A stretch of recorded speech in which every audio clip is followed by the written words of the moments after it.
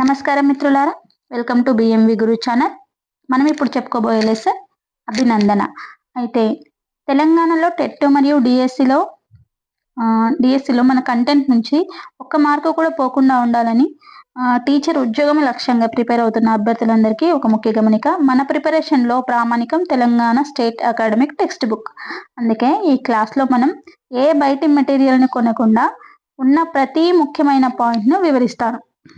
అయితే మీకు గుర్తుంచుకోవడానికి ప్రతి పాఠంలో కవి పరిచయాలు, వారి యొక్క రచనలు ఈజీగా గుర్తించుకోవడానికి చిన్న చిన్న కథల రూపంలో కోట్స్ కూడా ఉంటాయి. ఇవి ఎస్సీఆర్టీ పుస్తకాల నుంచి తీసుకోవడం జరుగుతుంది కాబట్టి మీకు ఎక్కడ ఏ బిట్ అనేది మిస్ అవ్వకుండా ఉంటుంది. అలాగే రివిజన్కి కూడా మన క్లాస్ ఎంతగానో ఉపయోగపడుతుంది. వెంటనే మనం క్లాస్లోకి వెళ్ళిపోదాం. ఇప్పుడు మనం అభినందన అనే పాఠం గురించి తెలుసుకుందాం. ఇది 6వ తరగతి మొదటి లెసన్. నేను రాసింది శేషం లక్ష్మీనారాయణాచార్య. శేషం లక్ష్మీనారాయణాచార్య కవి. అయితే దీంట్లో ప్రక్రియ ఏంటి తెలుసుకోవాల్సింది. ప్రక్రియ, ఇతివృత్తం, కవి, కవి పరిచయం, పాఠ్యభాగ వివరాలు అన్నమాట. వీటి గురించి మనం ఇప్పుడు తెలుసుకుందాం. కవి ఎవరంటే శేషం లక్ష్మీనారాయణాచార్య. శేషం లక్ష్మీనారాయణాచార్య ముందు ఆయన గురించి ఒకసారి డీటెయిల్స్ తెలుసుకున్నట్టయితే, పాఠం యొక్క ఉద్దేశం ఏంటి? ఈ దేశం బాగోగులు కోరుతూ అందుకోసం నిరంతరం శ్రమించే కర్మవీరులు ఎంతో మంది ఉన్నారు. అయితే అట్లాంటి వాళ్ళు ముందుండేది ఎవరంటే రైతులు మరియు సైనికులు. అయితే వారిని స్మరించుకుంటూ వారి శ్రమను, గొప్పతనాన్ని తెలియజేయడమే ఈ పాఠం యొక్క ఉద్దేశం. ఎవరు? రైతులు మరియు సైనికుల గురించి తెలియజేస్తుంది అన్నమాట ఈ లెసన్. వాళ్ళ యొక్క శ్రమ, దేశభక్తి ఏ విధంగా ఉందనేది తెలియజేయడం జరుగుతుంది. పాఠ్యభాగ వివరాల్లోకి వచ్చినట్టయితే, ఈ పాఠం గేయ ప్రక్రియకు చెందినది. గేయం పాడుకోవడానికి వీలుగా ఉండేదాన్ని గేయం అని చెప్తారనమాట. ఈ గేయం శేషం లక్ష్మీనారాయణాచార్య రచించిన స్వర భారతి అనే గేయ సంకలనం నుంచి తీసుకోవడం జరిగింది. అయితే కవి పరిచయం. నెక్స్ట్ కవి పరిచయం ఏంటంటే, శేషం లక్ష్మీనారాయణాచార్య సొంత ఊరు కరీంనగర్ జిల్లాలోని నగునూరు. కనకమ్మ నరహరిస్వామి దంపతులకు ఈయన జన్మించాడు. చాలా కాలం రంగారెడ్డి జిల్లాలో తెలుగు భాష ఉపాధ్యాయుడిగా పనిచేశాడు. ఈయన పద్య, వచన, గేయ కవితలు రచించాడు. ఇవి వివిధ పత్రికల్లో ప్రచురించబడ్డాయి. టీవీ, రేడియోలో కూడా ప్రసారమైంది. రేడియోలో కూడా అయితే ఎంతో మంది శ్రోతలను ఆకట్టుకున్నాయి. ఈయన రాసినటువంటి విమర్శన వ్యాసాలు ఉన్నాయి కదా, అవి దక్షిణ భారత హిందీ ప్రచార సభ వారి స్రవంతి పత్రికలో ప్రచురించబడ్డాయి. లలిత మనోహరమైన దైవభక్తి, దేశభక్తి గేయాలు రాయడంలో ఈయనది అన్వేషణ చేయి. ఇది ప్యాటర్న్ పట్ల. అయితే మనం చదివేటప్పుడు ఇదే వేళ చదువుకుంటూ వెళ్ళినాం అనుకోండి, కన్ఫ్యూజ్ అవుతాం. కాబట్టి అలా కన్ఫ్యూజ్ అవ్వకుండా ఉండడంటే ముందుగా మనం వీటిని రాసుకోవాలన్నట్టు. అయితే ఇక్కడ ఖాళీ ప్లేస్ ఉంటుంది కదా మొత్తం ఈ పేపర్లో, ఆ ఖాళీ ప్లేస్లోని నేను చెప్పే విధంగా మీరు రాసుకొని చదివినట్లయితే ఎప్పటికీ మర్చిపోరనమాట. అయితే మళ్ళీ మనం ఈ లెసన్ అభినందన అనే లెసన్ కాడికి రాగానే ఆ పాఠం చూస్తాం. ఇతివృత్తం ఏంటి, ప్రక్రియ ఏంటి, ఆయన దేవురు, వాళ్ళ అమ్మ నాన్న ఎవరు, ఈ పాఠం ఎక్కడి నుంచి తీసుకోవడం జరిగింది, అసలు ఈయన ఎక్కడ పనిచేస్తాడు అనే వాటి గురించి మనకు తెలుస్తుంది అనమాట. ఇప్పుడు శేషం లక్ష్మీనారాయణాచార్య అభినందన అనేది ఇతివృత్తం ఏంటంటే దేశభక్తి. ఇతివృత్తం ఫస్ట్ ఇక్కడ పైన రాసుకోండి, ఇతివృత్తం అని చెప్పేసి. దేశభక్తి, శ్రమ గౌరవం. శ్రమ గౌరవం.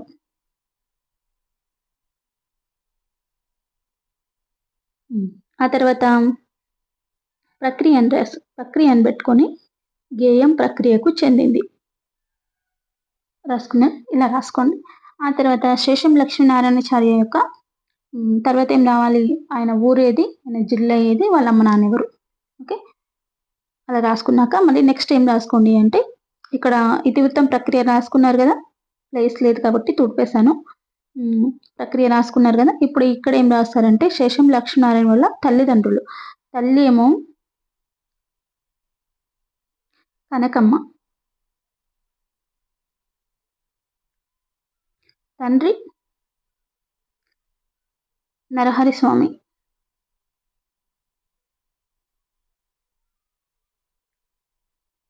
నరహరి స్వామి.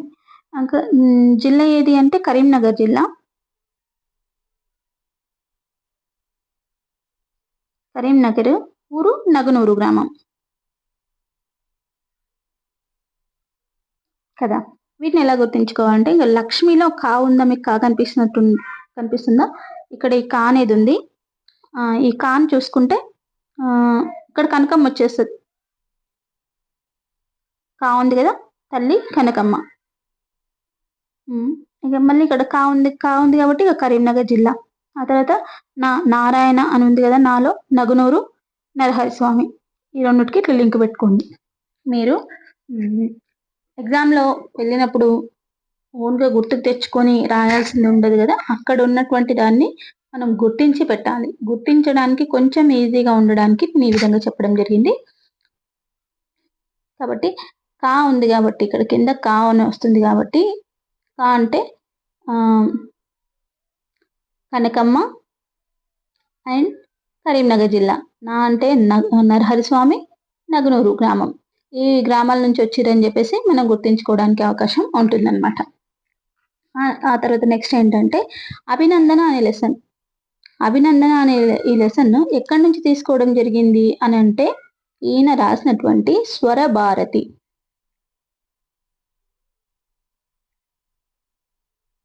స్వరభారతి అని గేయ సంకలనం నుంచి తీసుకున్నాడు. గేయ సంకలనం. మీరు నీట్గా ఇంకా కింద చాలా ప్లేస్ ఉంటుంది కదా, అక్కడ రాసుకోండి, లేదంటే నేను చూపిస్తాను. ఇక్కడ ఇదంతా ప్లేస్ ఉంటుంది కదా, ఇక్కడ కూడా రాయొచ్చు అనమాట. స్వరభారతి, ఈ పాఠం స్వరభారతి గేయ సంకలనం నుంచి తీసుకోవడం జరిగింది. అయితే మన క్వశ్చన్ ఈ విధంగా అడుగుతాడు అనమాట, ఈ పాఠాన్ని ఎక్కడి నుంచి తీసుకోవడం జరిగింది, ఏ గేయ సంకలనం నుంచి అని అడగొచ్చు. లేదా స్వరభారతి ఏంటి, గేయ సంకలనమా, కవిత సంకలనమా, కవిత సంపుటినా అని కూడా అడగొచ్చు అనమాట. కాబట్టి ఏది మిస్ అవ్వకుండా అన్నింటినీ నేర్చుకోవడం జరగాలి. ఇంకోటి, ఆ తర్వాత నేనేం చేసిండు, చాలా కాలం పాటు రంగారెడ్డి జిల్లాలో, ఇక్కడ రంగారెడ్డి జిల్లాలో తెలుగు భాషోపాధ్యాయుడిగా పనిచేసిండనమాట. రంగారెడ్డి జిల్లా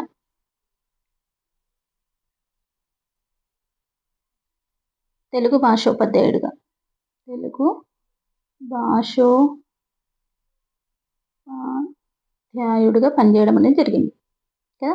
ఇట్లా రాసుకోండి, తెలుగు భాషోపాధ్యాయుడిగా పనిచేశాడు. ఇంకేముంది ఇందులో ఈయనకు సంబంధించినవి. అయితే ఈయన యొక్క కవితలు ఏ విధంగా రచించాడు అంటే, పద్య సైడ్లోనే రాసుకోండి, పద్య, వచన,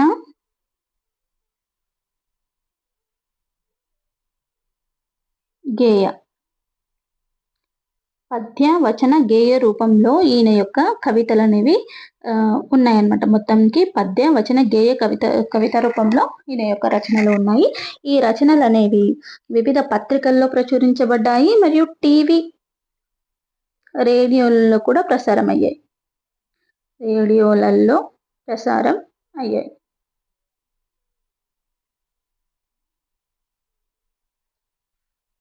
అన్నమాట. టీవీ, రేడియోలో ప్రసారం అని, మరి పత్రికల్లో కూడా ప్రచురించడం అనేది జరిగింది. ఇంకేం పాయింట్, ఇంకొకటి, ఈయన రాసినటువంటి విమర్శన వ్యాసాలు ఉన్నాయి కదా, విమర్శన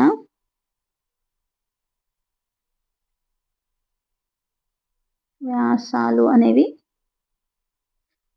ఎక్కడ ప్రచురించబడ్డాయి అంటే, దక్షిణ భారత హిందీ సభ వారి, దక్షిణ భారత హిందీ ప్రచార సభ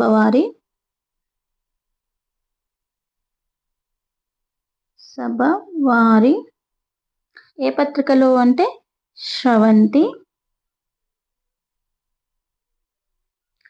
పత్రికలో ప్రచురించబడ్డాయి. ఈయన రాసినటువంటి విమర్శన వ్యాసాలు అనేవి దక్షిణ భారత హిందీ ప్రచార సభ వారి స్రవంతి పత్రికలో ప్రచురించడం అనేది జరిగింది. అయితే ఈయన దేశభక్తి, దైవభక్తి ఏంటి దైవభక్తి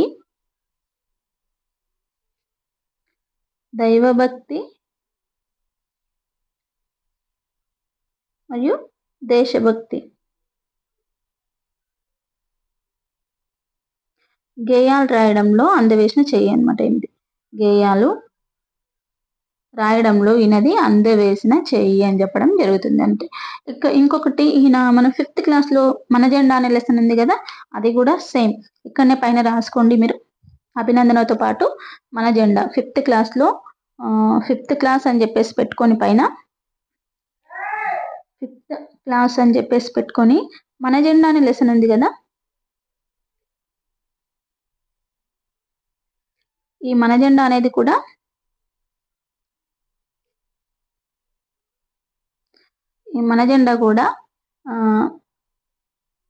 భక్తి దేశభక్తి గేయ సంకలనం నుంచి స్వరభారతి నుంచి తీసుకోవడం జరిగింది. స్వరభారతి అనే గేయ సంకలనం నుంచి తీసుకోవడం అనేది జరిగింది. ఇది కూడా స్వరభారతి భక్తి దేశభక్తి అనే గేయ సంకలనంలోనిది స్వరభారతి నుంచి తీసుకోవడం అనేది జరిగిందనమాట. ఓకే, స్వరభారతి భక్తి దేశభక్తి అనేటువంటి గేయ సంకలనం ఇది. భక్తి అండ్ దేశభక్తి అనే గేయ సంకలనం. అయితే మనం ఇక్కడ రాసుకోవడం వల్ల మనకు ప్రయోజనం ఏంటంటే మన జెండా ఇది ఈయననే రాసిండు అని కన్ఫ్యూజ్ లేకుండా గుర్తుంచుకోవడానికి వీలుంటుంది. అయితే ఇవే అన్ని ఇందులో ఉన్నటువంటి పాయింట్స్ ఏంటంటే శేషం లక్ష్మీనారాయణాచార్య వచ్చాడు. శేషం లక్ష్మీనారాయణాచార్య అభినందన లెసన్ రాసిండు. ఈయనది కరీంనగర్ జిల్లా నగనూరు గ్రామం. కరీంనగర్ జిల్లా కా అంటే కనకమ్మ నరహరస్వామి దంపతులకు ఈయన జన్మించాడు. అయితే ఈయన చాలా కాలం పాటు ఎక్కడ ఉన్నాడు అంటే రంగారెడ్డి జిల్లాలో తెలుగు భాషోపాధ్యాయుడిగా పనిచేయడం అనేది జరిగింది. మనం ఈ పాఠం అనేది గేయ ప్రక్రియకు చెందింది. వచ్చేసింది కదా అక్కడ, గేయ ప్రక్రియకు చెందింది, పాడుకోవడానికి వీలుగా ఉంటుంది. తీసుకోవడం అనేది స్వరభారతి అనే గేయ సంకలనం నుంచి తీసుకోవడం జరిగింది, వచ్చేసింది. అయితే నగనూరు అండ్ నరహరస్వామి, కరీంనగర్, కనకమ్మ, లక్ష్మి, నగనూరు ఇలా గుర్తించుకున్నాం. ఓకే, తెలుగు భాష పద్యానికి పనిచేస్తాడు. పద్య వచన కవితలు రచించాడు. అయితే వివిధ పత్రికల్లో ప్రచురించబడ్డాయి, టీవీ రేడియోలో కూడా ప్రసారమైంది. అనేక మంది శ్రోతలను ఆకట్టుకున్నాయి. ఈయన రాసినటువంటి విమర్శన వ్యాసాలను దక్షిణ భారత హిందీ సభ వారి స్రవంతి పత్రికలో ప్రచురించబడ్డాయి. లలిత మనోహరమైన దేశభక్తి దైవభక్తి గేయాలు రాయడంలో ఈయనది అందవేసిన చేయనమాట. ఈ విధంగా మనం చదువుకున్నట్లయితే మనకు ఈజీగా గుర్తుండడానికి అవకాశం ఉంటుంది. స్పెషల్గా నోట్స్ తయారు చేసుకోవాల్సిన అవసరం లేదు. అంటే నోట్స్ తయారు చేసుకోవాలి, కానీ నోట్స్ తయారు చేసుకున్నప్పుడు మనం ఏదైనా పాయింట్ మిస్ అయినామేమనే భయం ఉంటుంది. కాబట్టి ఇలా రాసుకున్నట్టయితే, మీరు ఆ పేపర్లో పక్కన రాసుకున్నట్టయితే ఈ దాంట్లో ఈ పాయింట్స్ ఉన్నాయి అని చెప్పేసి వాటిని ఒక్కసారి చూసుకొని ఇక్కడ వెళ్ళిపోతే మీకు రివిజన్ మొత్తం అయిపోతుంది. తర్వాత మీరు బాగా రివిజన్ చేసే టైంలో మీకు ఈజీ అవుతుంది అనమాట. ఎక్కడెక్కడ ఏమేమి ఉన్నాయి అనేది ఏ పాయింట్ మిస్ అవ్వకుండా చేసుకోవడం అనేది జరుగుతుంది అనమాట. ఓకే, నెక్స్ట్ ఏంటంటే ప్రవేశిక. విద్యార్థులకు సూచనలు అనేది మనకు అవసరం లేదు. ప్రవేశికలు ఏముందంటే దేశానికి వెన్నెముక రైతు, దేశాన్ని కంటికి రెప్పలా కాపాడేవాడు సైనికుడు. వారిద్దరు లేకపోతే దేశ ప్రజలకు తిండి, దేశానికి రక్షణ అనేవి ఉండదన్నమాట. దేశం కోసం వాళ్ళిద్దరు పడే శ్రమను వర్ణించడానికి ఎన్ని మాటలైనా సరిపోవు. అందుకే లాల్ బహదూర్ శాస్త్రి వారు జై జవాన్ జై కిసాన్ అన్నాడు అనే భావనను ప్రతిపాదించాడు అనమాట. ఈయన రచయిత సరళమైన పదాలతో వారిని ఎట్లా అభినందించాడో ఈ పాఠంలో మనం చూడడం అనేది జరుగుతుంది. అయితే ఇదేలా జై జవాన్ జై కిసాన్ అనేది ఎట్లా గుర్తించుకోవాలి అంటే, ఆయన లాల్ బహదూర్ శాస్త్రి కదా, బహుదూరం ఆలోచించి జై జవాన్ జై కిసాన్ అని ఎప్పుడో అన్నాడు అని గుర్తించుకోండి. బహుదూరం ఆలోచించి జై జవాన్ జై కిసాన్ అనడం అని జరిగింది అని గుర్తించుకున్నట్లయితే ఈయన లాల్ బహదూర్ శాస్త్రి అనేది గుర్తుంటుంది అనమాట. మనకి ఇంకా నెక్స్ట్ లెసన్ మొత్తం చదవాల్సిన అవసరం లేదు. ఇందులో వందనాలు అభినందన చందనాలు అనే గేయం ఉంటుంది. ఇంకా ఇంకేమి వీళ్ళ గురించి కొన్ని ప్రశ్నలు ఉంటాయి, సారాంశం ఉంటుంది. ఆ తర్వాత దారుణంగా చదవడం, విని అర్థం చేసుకొని ఆలోచించి మాటలు. అయితే మనం చేయాల్సింది ఏంటంటే ఇవి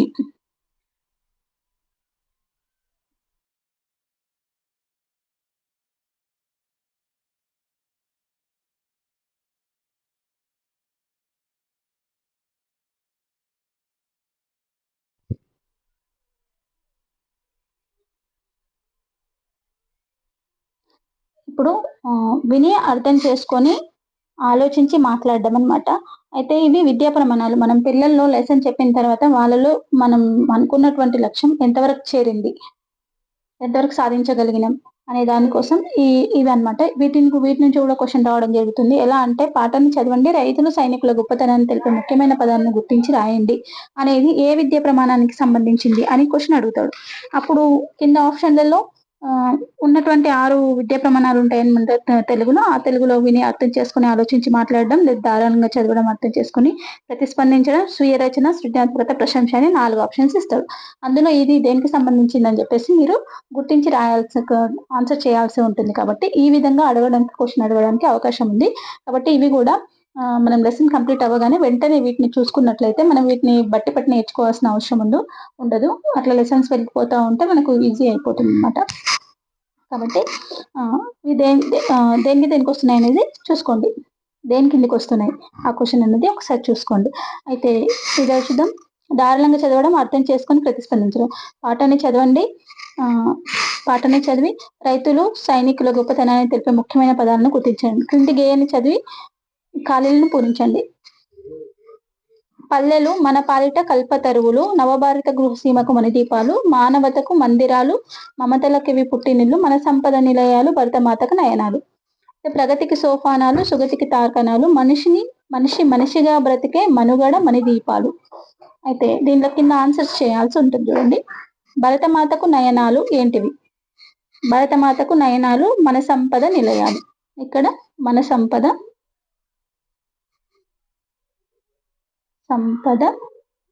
నిలయాలు చూసుకోండి. తర్వాత పల్లెలు నవభారత గృహసీమకు మణిదీపాలు. నవభారత గృహసీమకు మణిదీపాలు.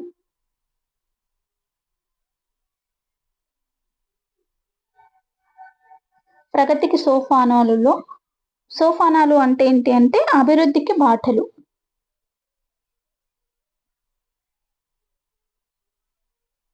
అభివృద్ధికి ఇక్కడ సరిగా రావట్లేదు. అభివృద్ధికి అదండి. భరతమాతకు నయనాలు మన సంపద నిలయాలు. చూసుకోండి, మన సంపద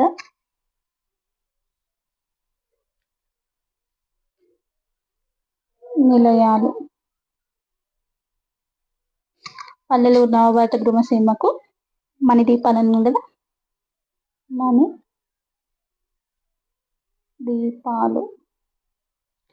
ప్రగతిలోనేమో అభివృద్ధికి బాటలు.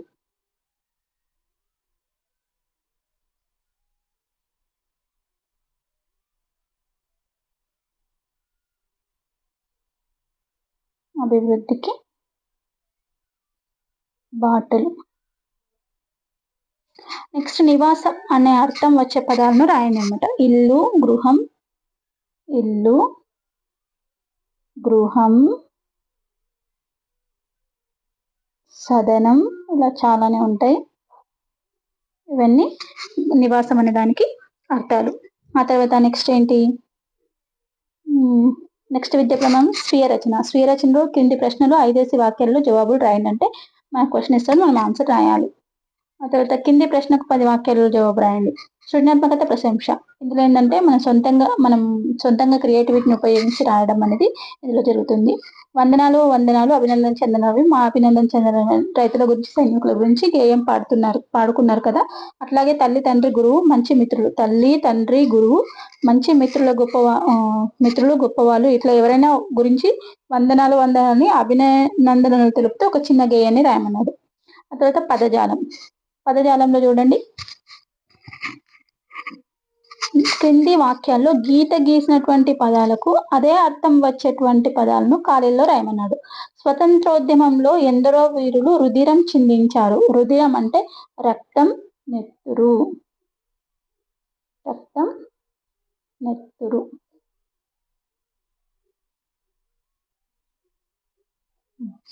పసిడి ఆభరణాలకు విలువ ఎక్కువ. పసిడి అంటే బంగారం, పుత్తడి, సువర్ణం అని కూడా అంటారు. ఆ తర్వాత హలికులు అంటే ఎవరు? రైతులు, కర్షకులు,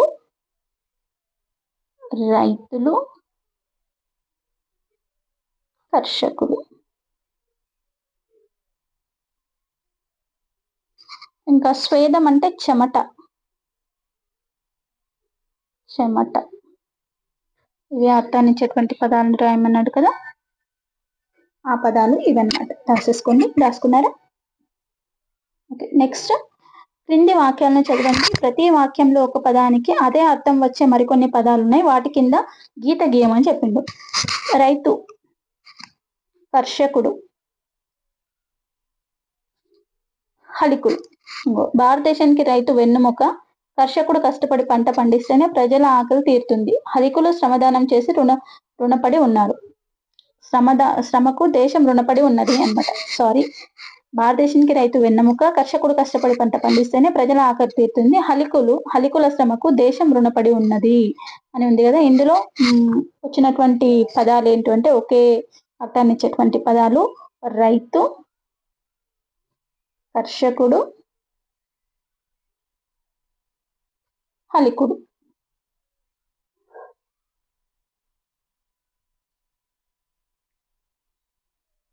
ఇవన్నమాట.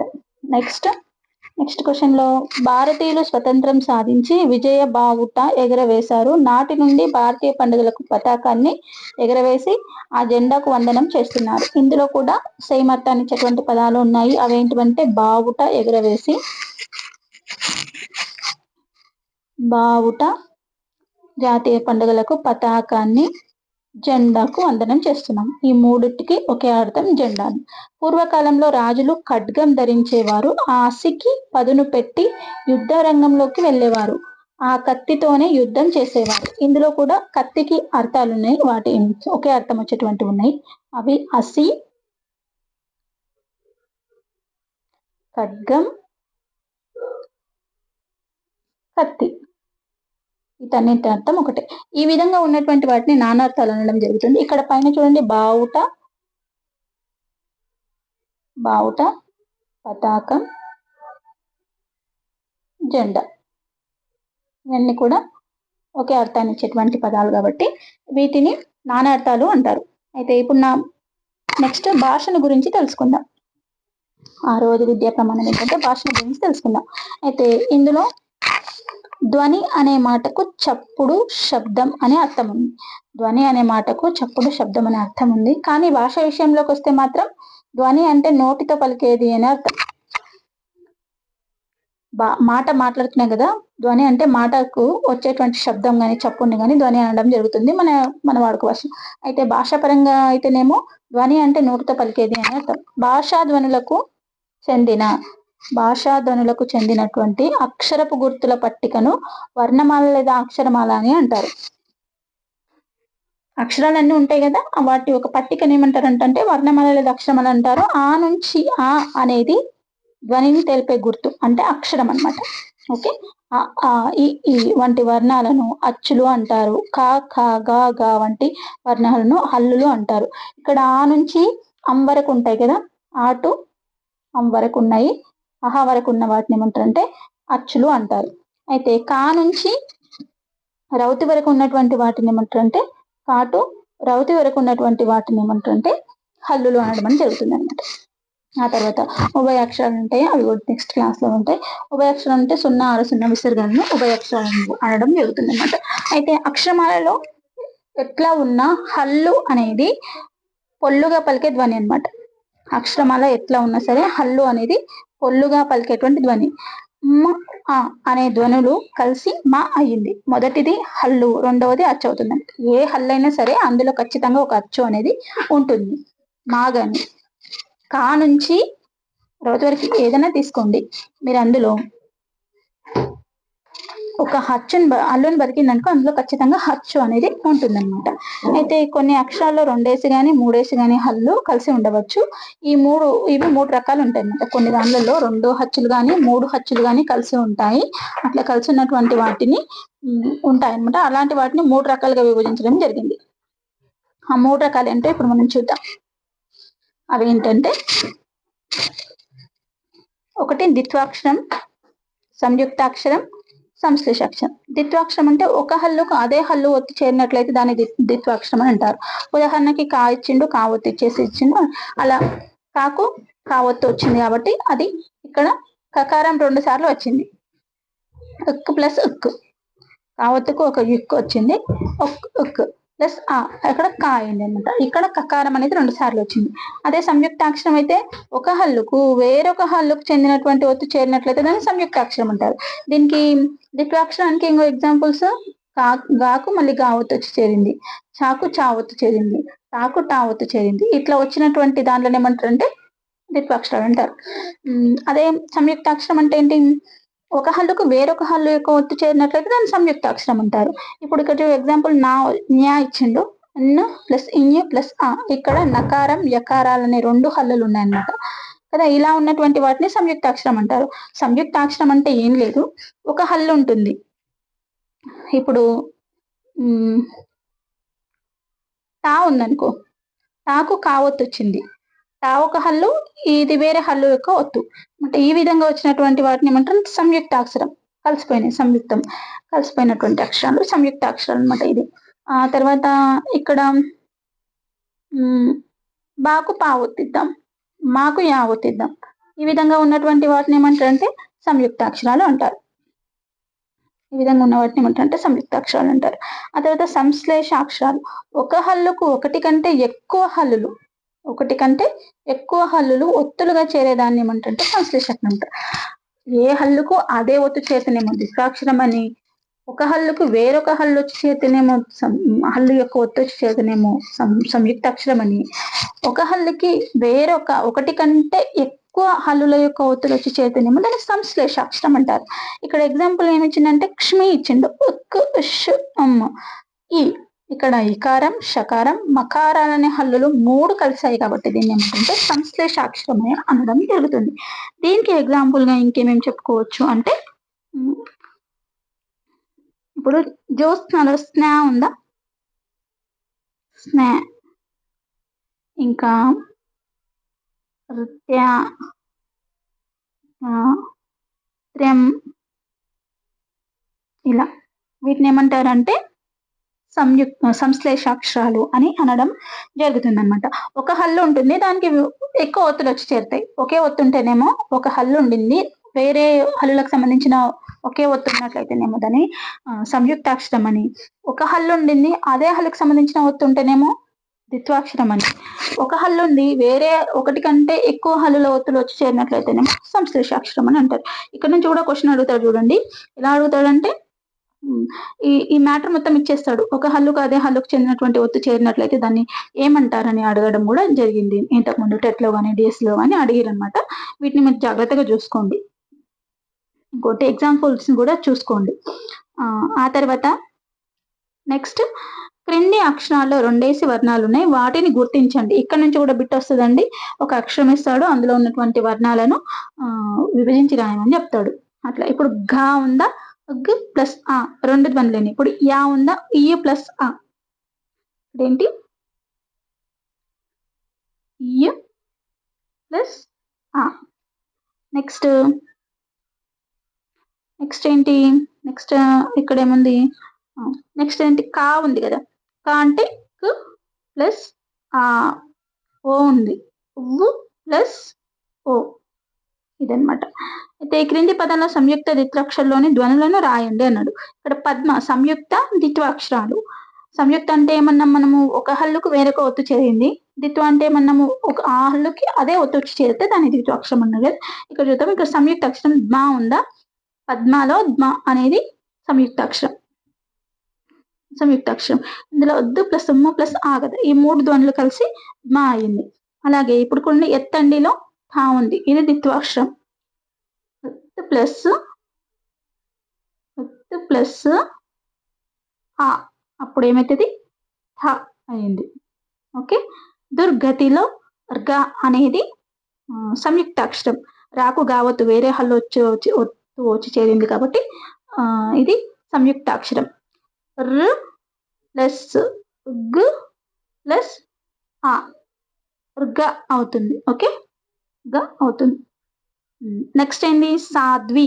సాధ్విలో ద్వి అనేది కూడా సంయుక్తాక్షరం. ఇక్కడ ఏంటి ద్వి ద్ ప్లస్ ఉ ప్లస్ ఈ కలిస్తే ఏమైతుంది ద్వి అవుతుంది. ద్వి అనేది అవుతుంది అనమాట. ఇక్కడ కిందికి వచ్చినట్టయితే మనకు వర్గాక్షరాలు ఉన్నాయి. ఆ వర్గాక్షరాల గురించి తెలుసుకుందాం. కా నుంచి మా వరకు ఉన్నటువంటి అక్షరాలను 5 వర్గాలుగా విభజించడం జరిగింది. అవి కచటతప వర్గం. వాటిని మనం కొంచెం పైకి అనుకొని చూసుకున్నట్లయితే ఇక్కడ కా నుంచి మా వరకు ఉన్నటువంటి 5 వర్గాలుగా విభజించారు కదా. ఆ విభజించిన వాటిని మనం ఎలా చూసుకోవాలి అంటే, ఒక నిమిషం, కొంచెం డిస్టర్బెన్స్ అయింది. 5 వర్గాలుగా విభజించారు కదా. ఇక్కడ వీటిని కచటతప వర్గం అని గుర్తుపెట్టుకోండి. కచటతప వర్గం. కా ష ఠ ట ప కచటతప వర్గం. ఇవి ఒక్కొక్క వర్గంలో ఏమేమి ఉన్నాయంటే కాకా గాగా అనే చాచా జాజా అని టాటా డాడా అన తాతా దాదాన పాప బాబామ, ఈ విధంగా 5 వర్గాలుగా విభజించడం అనేది జరిగింది. వీటిని కూడా గుర్తించుకోవాలి. మనకి కింద ఇచ్చింది కదా మీకు ఒక వర్గపు అక్షరాలు దాగి ఉన్నాయి. కింద ఉన్నటువంటి ఈ వాక్యంలో ఒక వర్గపు అక్షరాలు దాగి ఉన్నాయి. వాటిని గీత గీసి గుర్తించండి అనే విధంగా మనకు క్వశ్చన్ ఇవ్వడం జరుగుతుంది. వాటిని మనం గుర్తించి కింద ఆప్షన్లలో ఉంటాయి. ఏ వర్గం ఉంటే ఆ వర్గానికి సంబంధించినవి అందులో రాయొచ్చు అనమాట. అట్లా ఇక్కడ బలరాం మంచి ఫలాల కోసం పల్లెల్లో తోటకు పోయాడు. తోటలో పామును చూసి భయపడ్డాడు. ఇందులో ఒక వర్గానికి సంబంధించినటువంటి పదాలు ఉన్నాయంట. వాటిని మనం గుర్తించాలి. అక్షరాలు అనమాట. ఏముంది ఇక్కడ బా అనేది ఉంది, ఇంకా మా ఉంది, ఫా పా. తోటలో పామును చూసి భయపడ్డాడు. ఇక్కడ వచ్చినాయి చూడండి, పా ఫ బా బా మా వచ్చేసినాయి. ఈ పావర్గానికి సంబంధించినటువంటి అక్షరాలు ఉన్నవి ఇందులో దాగి ఉన్నాయి. వాటిని మనం గుర్తించి చెప్పేస్తున్నాం అనమాట. ఓకే. ఇంకా ప్రాజెక్ట్ పని ఉంది. నేను ఇవి చేయగలను అన్నది ఒక సూక్తి ఉంది. సూక్తి ధైర్యంగా నువ్వు 1 అడుగు వేస్తే విజయం 10 అడుగులు ముందుకు వస్తుంది. విశ్వకవి రవీంద్రనాథ్ ఠాగూర్ చెప్పారు అనమాట. అయితే ఇంతటితో మన లెసన్ కంప్లీట్ అయ్యింది. ఒకవేళ మీకు ఈ క్లాస్ నచ్చినట్టయితే నా ఛానల్ని సబ్స్క్రైబ్ చేసి లైక్ చేసి షేర్ చేయండి. ఒకవేళ నేను చెప్పడంలో ఏదైనా మిస్టేక్స్ జరిగినా కామెంట్ సెక్షన్లో నాకు నిర్మోహమాటంగా తెలియజేయండి. నేను దాన్ని స్వీకరిస్తాను. మీకు స్పీడ్గా చెప్తున్నా, స్లోగా చెప్తున్నా, ఇంకేమైనా మార్పులు చేర్పులు చేసుకోవాలనుకున్నా కూడా నాకు కామెంట్ సెక్షన్లో తప్పకుండా తెలియజేయండి. ఎందుకంటే ఇది నా మొదటి ప్రయత్నం. మీరు ఇచ్చేటువంటి రివ్యూ అనేది నన్ను నేను మెరుగుపరచుకోవడానికి నాకు ఎంతగానో ఉపయోగపడుతుంది. కాబట్టి తప్పకుండా కామెంట్ చేయండి. నచ్చితే లైక్ చేయండి, షేర్ చేయండి. Thank you so much.